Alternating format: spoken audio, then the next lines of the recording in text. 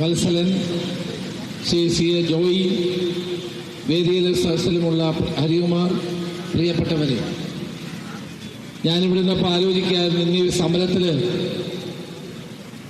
ഉമ്മൻചാണ്ടി ഉണ്ടായിരുന്നെങ്കിൽ നമ്മളോടൊപ്പം അദ്ദേഹം സമരപന്തലിൽ വന്ന് ഇരിക്കുമായിരുന്നു.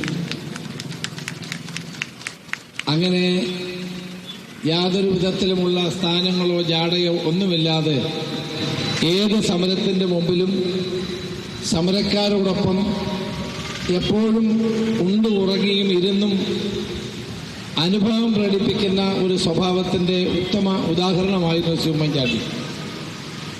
209 ദിവസമായി ഇന്ന് ആശാ വർക്കർമാർ ഇവിടെ സമരം നടത്തുകയാണ്.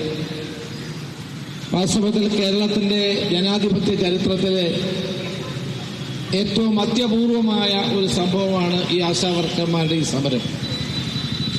സർക്കാരിൻ്റെ എല്ലാ വിധത്തിലുമുള്ള അവഗണന നേരിട്ടുകൊണ്ട്, പ്രകൃതിയുടെ എല്ലാ വിധത്തിലുമുള്ള തിരിച്ചടികളെ സ്വാഗതം ചെയ്തുകൊണ്ട്, സഹിച്ചുകൊണ്ട് 209 ദിവസമായി ഇന്ന് ഈ ആശാ വർക്കർമാരുടെ സമരം ഇവിടെ തുടരുകയാണ്.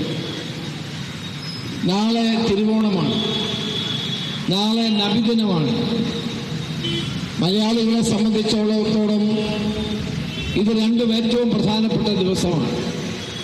സാധാരണഗതിയിൽ തിരുവോണവും നബിദിനവും ഒരുമിച്ച് വരാറില്ല. ഇത്തവണ ഒരുമിച്ച് വരുന്നു എന്നുള്ളത് ഏറ്റവും ശുഭോദർക്കമായ ഒരു കാര്യമാണ്. രണ്ട് നബിദിനത്തിൻ്റെയും ഓണത്തിൻ്റെയും സന്ദേശം ഒന്ന് തന്നെയാണ്. സാഹോദര്യത്തിൻ്റെതാണ്, സമത്വത്തിൻ്റെതാണ്, ത്യാഗത്തിൻ്റെതാണ്, സ്നേഹത്തിൻ്റെതാണ്. ഈ മഹത്തായ ആശയങ്ങൾ ഉയർത്തിപ്പിടിച്ചുകൊണ്ട് കേരളം മുഴുവൻ ഓണാഘോഷം കൊണ്ടാടുമ്പോൾ, നബിദിനം ആചരിക്കുമ്പോൾ നിങ്ങൾ ഈ സെക്രട്ടേറിയറ്റിൻ്റെ പടിക്കൽ കണ്ണു തുറക്കാത്ത ദൈവങ്ങളെ കാത്തിരിക്കുന്നു എന്നതാണ് വസ്തുത. 208 ദിവസം നാളെ തിരുവോണമാകുമ്പോൾ